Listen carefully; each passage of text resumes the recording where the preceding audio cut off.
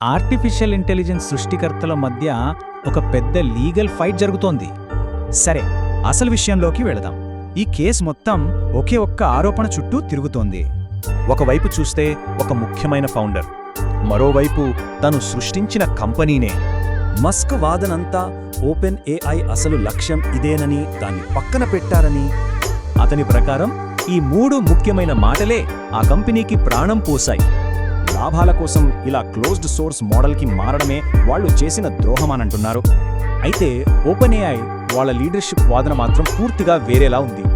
అయితే ఇక్కడ interesting point ఏంటంటే, అలాంటి ఒప్పందమేది లేదని వాళ్ళంటున్నారు. పూర్తి కంట్రోల్ దొరకవేదనే మస్క్ ఇలా చేస్తున్నారని వాళ్ళ ఆరోపణ. ఇది ఎలాన్ మస్క్ మొదట్లో ఓపెన్ ఏఐకి ఇచ్చిన విరాళం, సుమారుగా ఇంత. ఇప్పుడైతే అతని లాయర్లు ఇంత భారీ మొత్తాన్ని నష్టపరిహారంగా అడుగుతున్నారు. కాకపోతే ఈ లీగల్ ఫైట్ అసలు పాయింట్ డబ్బే కాదు.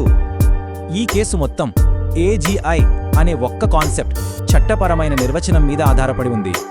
ఓపెన్ ఏఐ ఇప్పటికే వాళ్ళ ఫైనల్ గోల్ రీచ్ అయిపోయిందని కోర్టు చెప్పాలని మస్క్ అడుగుతున్నారు. అదే గనక జరిగితే ఈ రంగంలో పెను మార్పులు ఖాయం.